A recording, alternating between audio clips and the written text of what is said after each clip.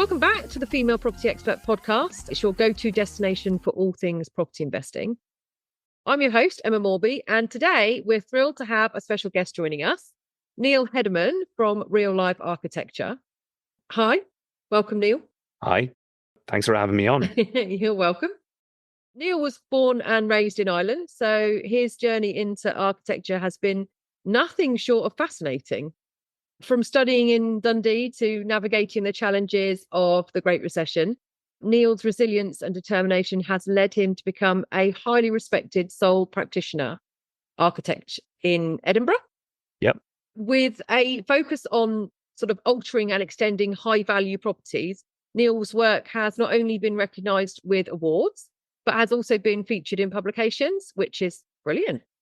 His recent foray into YouTube and offering consultation services through the Real Life Architecture has opened new avenues into sharing his passion and expertise with the world.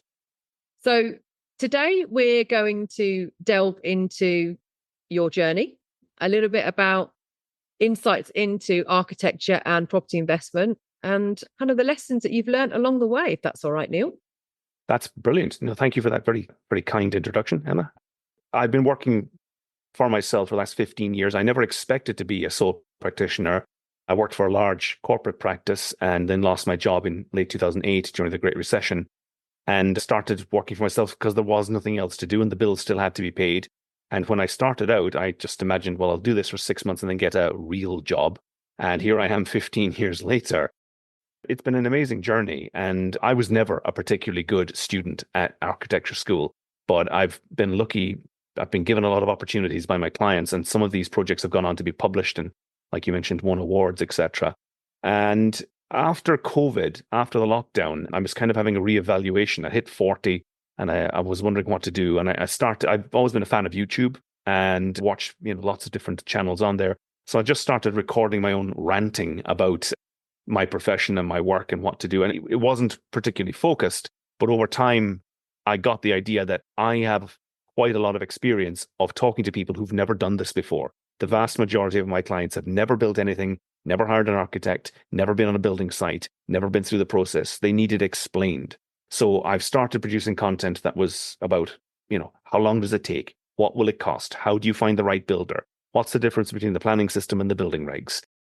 And just go into depth on that, just basically trying to answer questions that a regular person might have if they were thinking of altering or extending their home or building a new house. That's been the focus of it. And it grew from there. I had a discussion with my brother-in-law who said, look, you should actually start charging people to answer their questions. And so I set up the website and people book consultations. And it's great because I work alone. I'm here in my office every day with no one to talk to. So, having 3 or 4 consultations a week where people come and talk to me about their homes, it's gone from being a nice distraction to actually being a significant part of my business. It now accounts for about a quarter of my turnover. So I'm hoping to grow that and get it to be a proper standalone business. I've formed a limited company. I've got its own separate insurance policy. So now it's become a major part of my professional life. Yeah.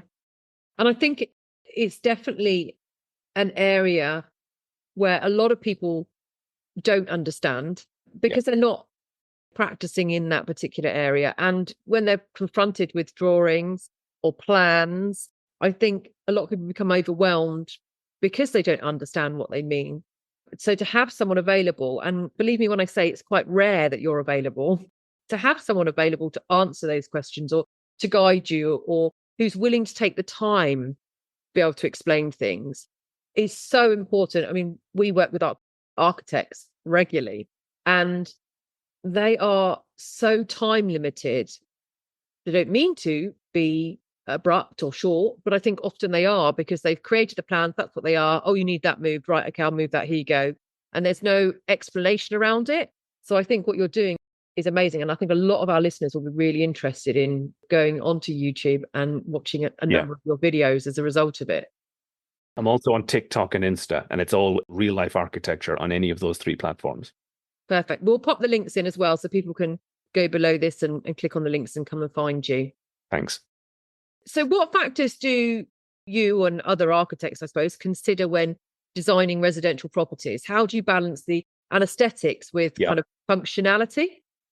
It's important to point out, and I've had this discussion on the comment section of social media, an awful lot of our built environment, a lot of buildings are done with no input from formally trained architects. And I think that surprises people, that a lot of property development companies, particularly small to medium-sized property development companies, might just have a plan drawing service or technician, draftsman, some guy with a copy of AutoCAD who just produces stuff. And as long as they're complying with the building regs and the planning guidance, it can get through the system and get constructed.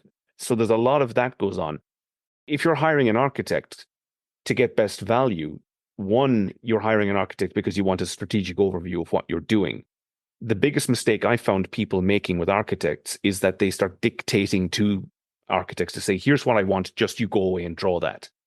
You can think of this like going to your doctor and storming into the GP surgery and saying, I know what's wrong. My friend has these pills. I've read about them online. Write me a prescription for this. No sensible doctor is going to do it. They'll say, sit down, tell me where it hurts, look at your medical history, do some tests, we'll come up with a diagnosis, and from the diagnosis, we go on to form a treatment. Same with an architect. If you're using an architect to their full potential, you'll start off by saying, well, okay, we know there's something not quite right with our house, or there's something we wish to achieve. And I'm fine if people say to me, I just want to make money. This is a vehicle for making an income. I want to buy property, develop it, sell it, or rent it. That's fine. And just being upfront about that is great, because strategically that then sets a financial target. There's an upper limit that you don't want to go beyond in terms of spend, and that will then determine how we go about designing the building. I get clients who are very wealthy and could essentially afford many multiples of the construction budget if they really had to. It wouldn't be a problem.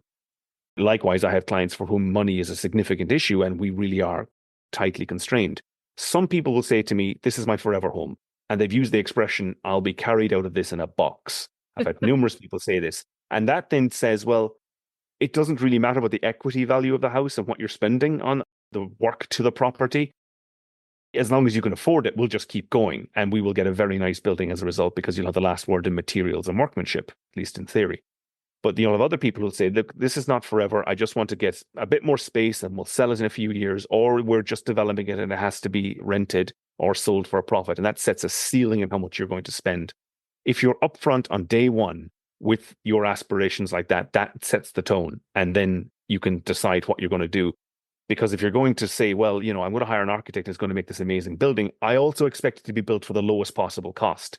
These two things will not necessarily go together.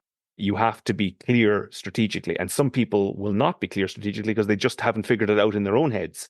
So the architect's job is to be like a psychoanalyst and try and extract this information out of them and get them to agree, oh yeah, this is a business. We're not doing this for fun. We're not doing this to create something amazing or, wonderful piece of architecture. This is a business and we are looking at this with the view to profit. So that's being honest with yourself and being honest with your architect about your strategic goals financially, first thing. And then that will help make the strategic decisions just so much easier. But if you hire an architect as a developer thinking, A, they're going to make a masterpiece, B, they're going to do it for the lowest possible cost, it won't work. No, and we've only ever worked with architects. We've never done sort of our own plans or drawings, just because we're pretty small as developers. But also, I'm not naive to know that I can't always spot, space-saving ideas, and I can't always spot where something might be better placed to, make the entrance easier. And I think there's definitely a skill set that, I don't have, and also our build team don't have, that an architect does have, that we don't always see. So I definitely know the value in it. And I know the people that we work with definitely understand the value in having an architect. Actually really good to hear, because I've done some work with developers over the years, and I know plenty of my friends who are architects have done this as well. And some developers, particularly those at the very beginning of their development journey, or people who have still got a 9 to 5, but they aspire to being a developer, can sometimes wade into this thinking they're the big I am. They'll start saying, oh, I'm a developer, I'm going to give a massive opportunity to you. You have to cut your fees to suit me. Really doesn't work. What an architect will want, if they're sensible about their business, is a long-term partnership. The same way, the same should hold true for a developer. You don't change your accountant 3 or 4 times a year. You have one accountant for decades. Same with your lawyer necessarily. And it should be the same with an architect and the other professionals you work with. And architects would really value having a client like a developer who might be doing several projects per year, because that's a consistent income stream for the architect's practice. And the developer would value having someone they can work with for a long period of time. And maybe discussions can be had around some sort of fee structure that respects that fact, that it's not just a one-time thing. Most of my clients hire me once because it's their home and they'll do it once. But I have repeat clients that we do work with every few years.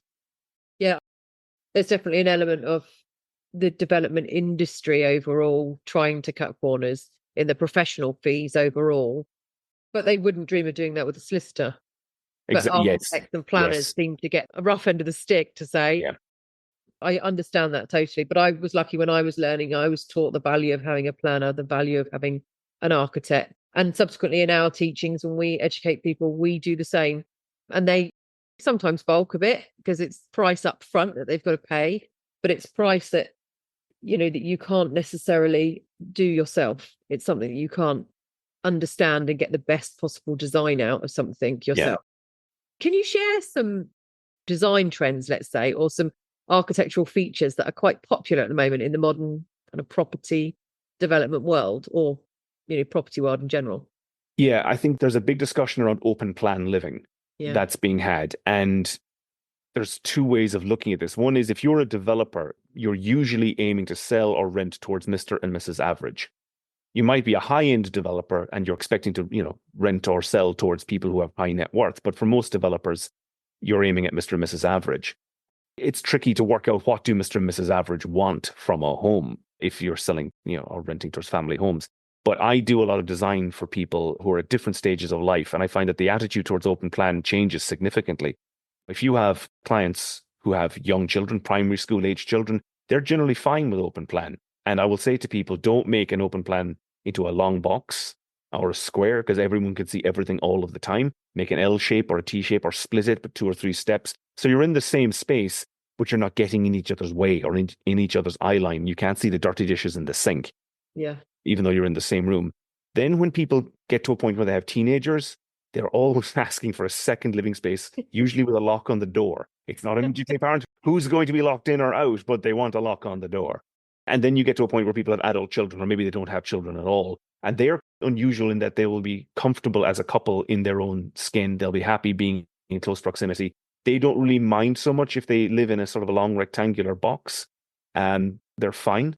So there's this cycle of where people are in their lives, from my point of view, because I'm doing bespoke home design. I know who my clients are because they are paying me. They're sitting opposite me, talking to me, and we're in each other's back pockets for a year or 2 or 3 until this thing is finished. For a developer, it's hard because you don't know who that's going to be. So the whole how do you deal with open plan space can become exceptionally tricky.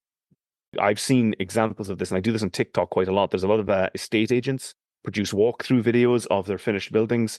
And I do commentaries on these, and they've proven to be hugely popular and somewhat controversial because I will, really just go at some people. Some examples are really nice, very well considered, and I think they're great. Others are terrible. So I've been doing this on TikTok for the last few months, and you can see that the box, that's just a square or it's a rectangle, and you can see everything all the time. So the telly's blaring, there's no split level, there's nowhere to hide. That's the worst possible way of doing an open plan space, particularly for a family home. Different if you were renting to a single individual or to a couple without children, you could probably get away with it. But for family homes, it's a bad idea. Yeah. And actually, you're right. I think it tracks a trend or an age. If we're looking at building, dare I say it, bungalows or barn conversions or single story type long rectangular boxes, they tend to sell to sort of an older generation from sort of 45 upwards. It's very rare that we would get a couple who are in their early 20s being in a position to say, oh yeah, I'm going to go and buy a bungalow. I don't think we've ever sold anything like that to anyone that age. But then flats, we've built flats, and that tends to sell to people from aged 18 to mid 30s. Yeah, I can see how the trend happens now. It's quite interesting, actually. Yeah. No, I appreciate it's really hard for property developers to work that out because you do not know precisely whom you're selling to. And when I worked for a large corporate practice, our clients were some of the biggest house builders in the UK, and they would always worry about the mix. What's the mix going to be? And they'd go and talk to big estate agents and say, well, what's selling in the locality? What's the demand like? How many 1-bed, 2-bed, 3-bed, 4-bed, 5-bed properties should we put into this? That's the mix. and they're trying to work out, is it family groups? Is it older people? Is it younger people? Who's going to buy this? If we have a house, if we have a field and we're going to put 100 houses in there and several blocks of flats, what mixture of this should we have? It's an impossible, unknowable thing. Yeah. It's something you still need to actually have some sort of question and answer session right at the beginning to work that out. Yeah, absolutely. I think as well, we've seen quite a big change in people wanting outdoor space or internal office space. So in property, there's a lot more people working from home as a result of COVID. And I think they're kind of like, oh, could you just convert my cupboard under the stairs by extending it slightly? And I can make that my little office at home. Or actually, we'll have the third bedroom, which is a box bedroom, as an office. It's not a bedroom anymore. We have seen changes like that over the last. I've had that conversation with any number of people. And before COVID as well, a lot of my clients would have been either running their own business or would have been quite high up the hierarchy of an established business. And they did work from home. So I was doing work from home solutions before COVID came along, but now it's almost universal. And, I say to people, if your business, what you do, for your work is paying your mortgage and it's paying for all this stuff that we're doing, you need to show it a certain amount of respect. And taking some sort of spare bedroom and converting it isn't necessarily that. I would try and push people towards a more bespoke, well thought out, integrated solution so that their office is central, really. And it is something that is designed into the building from the get-go. And the people, they begin to see the rationale to that. If you have it as a sort of poor relation, it's kind of under the stairs and it's, Harry Potter's, room kind of idea. That's really not good enough. If this is the job that's earning you the money that allows you to have a roof over your head, you should have a space that is worth being in. Yeah, I completely agree with that, I have to say. It took me a number of years to understand that, I must add, but I do agree with that. And especially if you're working from home. I still, from time to time, will work from a kitchen table because it's somewhere quiet or the reality is it's uncomfortable. I don't enjoy it. It's not practical. It's much better to have your own space. We've got a young dog at the moment. He's 8 months old and he's in our house. My wife works in a school. My kids are in a primary school. So I'm here on my own during the day. So I spend my day on this monitor, which is my large monitor, which is ideal for drawings because it's got more screen real estate. But then I'll just go work from the kitchen table with my laptop just to be with the dog. I do actually like changing it up during the day. I'll have my lunch in there, have a nice coffee, sit down. Then I do admin. So it helps break up my day, do drawing, do admin or emails or reports, anything that just involves, 15-inch MacBook Pro versus the 27-inch iMac screen. I can split my day up nicely. So that's a nice way of operating as well. Yeah. Sometimes as a treat, I might take the laptop down to the local cafe. Oh, living it up, eh? I know.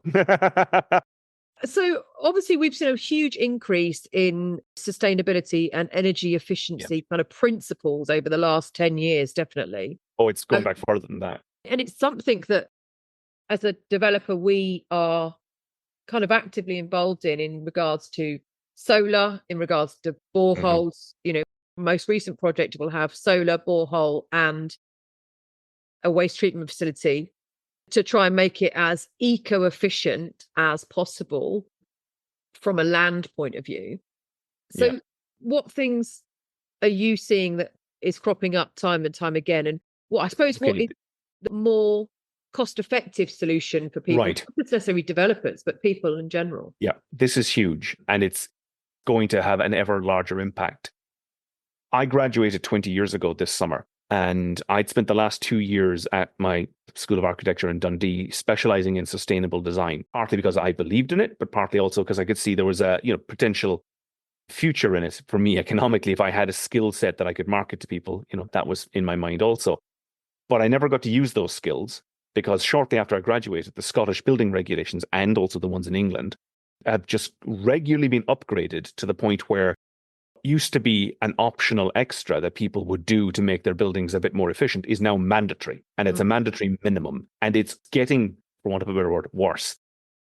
Yeah, on April 1st, it's April 5th. Anyway, April next month in Scotland, the Scottish building regs will be updated so that every new house must now meet what is effectively passive house standards of construction. And they're not calling it that because I think passive house is trademarked, but everyone understands it to be of that nature. So air tightness, energy generation on site, all this stuff is now mandatory.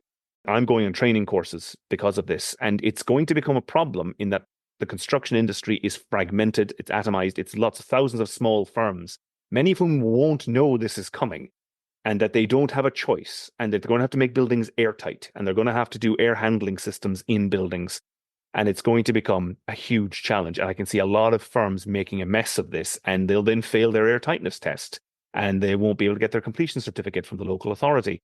So 20 odd years ago, the amount of insulation you had to put into an extension or a new build house was, about 90 millimeters of mineral wool would do it in a wall. You're now looking at about 130 to 150 mil of dense polyurethane foam, which is way more expensive, and it makes the wall thicker. You're now looking at air tightness. We're now moving to the point where glazing is almost effectively going to have to be triple glazed for all new windows. It's going to be impossible to meet the U values with just double glazing, and quadruple glazing is now coming into the UK market because some of the manufacturers know that this is the direction of travel. They've got frames that are massively thick with, four cavities. It sounds crazy, but this is where we're going. And the net result is it makes construction more expensive.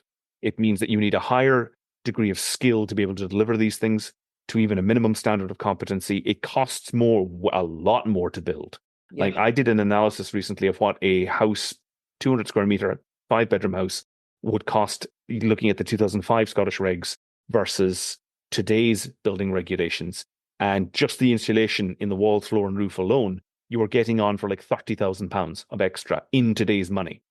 Because the insulation we were using back then is still available. Mineral wool, you can still buy it and go down to the building store and buy yourself the same insulation we would have used back then to meet the requirements of the regs versus what you have to use today to get it to pass. It's an enormous amount of money for the same house, and the walls are thicker, meaning that either the building gets wider or the rooms get smaller. So you've got this sort of design choice.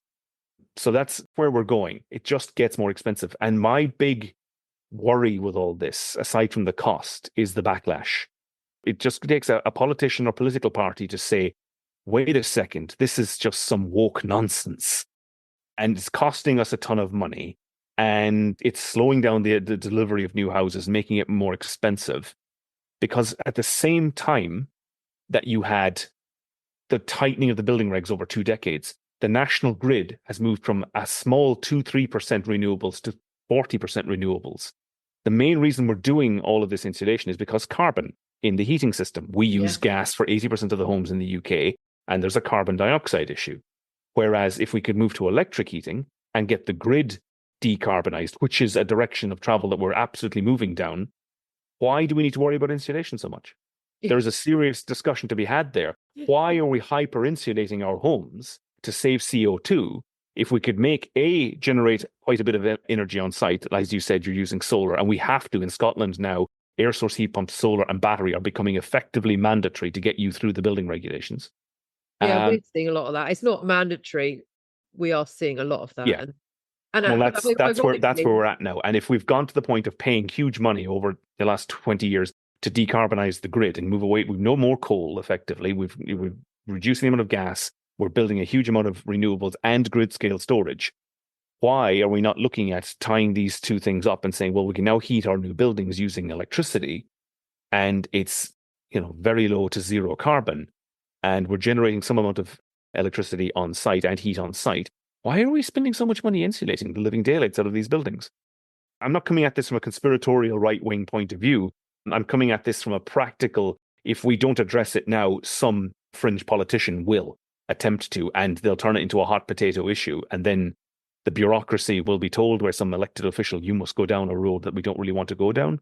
So I think there's a discussion there to be had about these two things, how we do energy efficiency in our homes versus why are we doing so much energy efficiency in the home? Because it's costing a lot. Yeah, I find as we're now doing these things, so we're doing the eco-friendly version of building, and we're finding that it's so on just the barn conversion we're doing, it's just shy of nearly £100,000 on the bottom line. Yeah. And also National Grid, we said we'll take one barn, the barn completely off grid if need be, but could we connect to the grid in the event that there's some form of failure and we need some? And we were told, how did that go? Categorically no. The only way we could connect to the grid is if we had 10 solar panels and one battery with a 3.6 kilowatt inverter. and the barn itself would still have bills. They'd still pay the standing charges. They'd still pay bills of upwards around £1,200 a year. And then on top of that, to install the solar would be about £10,000 just for the 10 panels. And you think, actually, when you put those two figures together, it doesn't make sense. You might as well just stay with solid fuel until they rule it out. It's cheaper to put oil in, or it's cheaper to put gas in. Gas considerably cheaper. Yeah. And I think that's what a lot of people are facing right now. They would like to go eco, and we are in a position, just to take the barn off grid is nearly £40,000. And we've had to work around how we can still allow it to be on grid, but not actually attached to the mainframe of national grid. So there's a lot around it that I think needs to be. There's disjointed thinking. There's politicians saying one thing, and yes, construction accounts for a huge amount of CO2. But if you're going to go down this road, you need one, massive grant funding to help people get over the financial hump. And you also need to invest in massive amounts of training for the construction industry to be able to understand and deliver this stuff.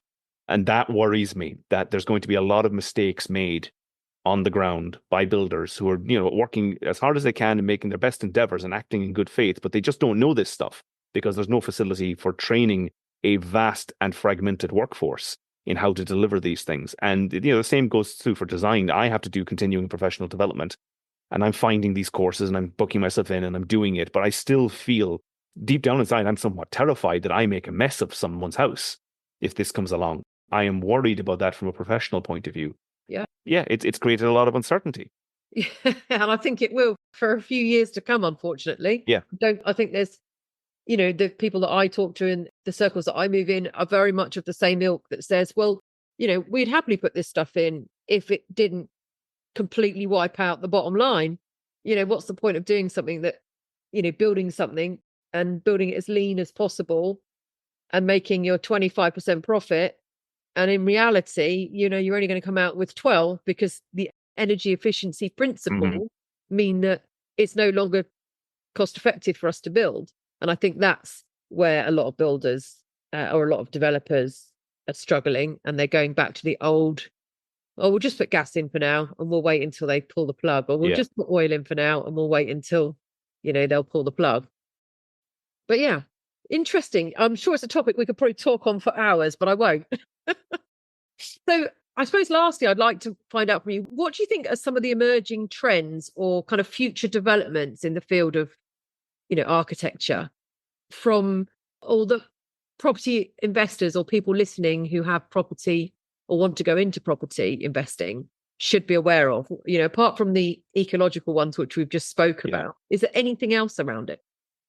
That's a good question. I think the architecture profession has had a lot on its plate, and there's a lot going on behind the scenes in terms of, is the architecture profession worth entering? There's a big debate. I was interviewed last year by the Broke Architect podcast, and that, the name alone tells you, the kind of debate that's going on behind the scenes. There's been, scandals involving a variety of high-profile architecture firms that are, mistreating their employees. There's been scandals around the School of Architecture in the UK that was mistreating its students. There's been a lot of issues behind the scenes in the architecture profession that make people question its future. So if you're approaching property development and or the construction industry and you have no working relationship, or you've never hired an architect before, this is something to be aware of, that the viability of a career in architecture is something that has been questioned for a long time and is continuing to be questioned. On paper, architects like the idea of repeat clients. So we like the idea of having a property developer who will just continually keep building and then continue to keep employing us to assist them in that process. But if you're new to this, if you've never done this before, or if you're thinking of stepping away from a 9-to-5 and then starting a business, just be aware that you kind of have to prove yourself to the architect and your builder and to the engineers that you've never done this before. You are a massive liability, potentially, because you might not pay your bills, you might make an enormous mistake financially, or you could mess this up quite easily.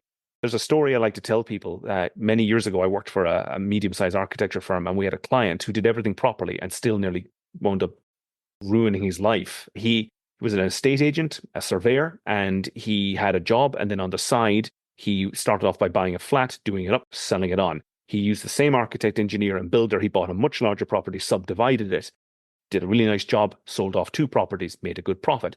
Then he bought a house in a town outside Edinburgh, big plot of land with it, knocked the house, built 3 houses.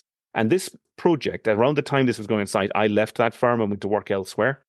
And when I set up on my own a few years later, I contacted the builder and said, can you find the client? I can't get hold of him. He's not available anywhere. What happened? And he said, oh man, it was a disaster. I mean, the thing washed its face. It made money. It paid its bills. But during the course of this, he went bankrupt, had a heart attack, and a divorce. Oh my God. So, this is someone who did everything properly on paper. They'd started small project. They'd used the same team. They built up their skills and experience. They'd been through the system several times. They didn't start 3 or 4 rungs up the ladder with the house project. They bought a flat, did it up, bought a bigger flat, subdivided it, and then they moved on to their third project, which was building a few houses. And he was a professional. This guy was a RICS registered surveyor. He did property professionally. And he had the same team of people. On paper, that's doing everything properly. And yet it still nearly killed him and it ended his marriage. So this is a hugely stressful thing. I am not trying to talk people out of it. We need property developers. We need people who will invest and get, more homes built. There's a massive housing shortage. This has to be addressed. And property developers, even small-time property developers, are part of the puzzle and part of the answer to that.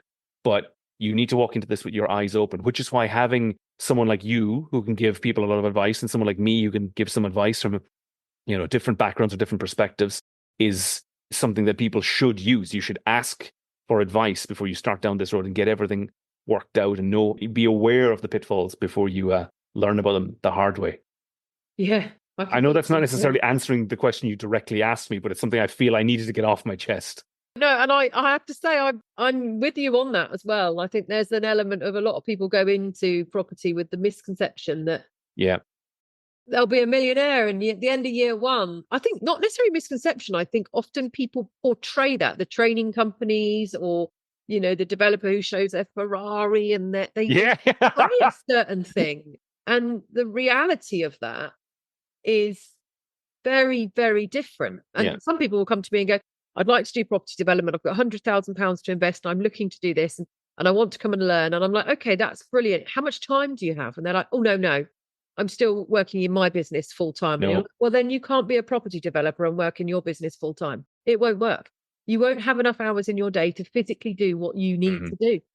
And they're like, oh, well, how many hours do I need? I was like, well, probably about 25, at least a week to be able to run a project and get it through legals and answer everything, get it signed and then get the funding drawn. And then even if you have a builder on site, you're still going to have to be actively boots on the ground involved because you're going to need to learn about it and understand it. And they're like, oh, yeah, okay.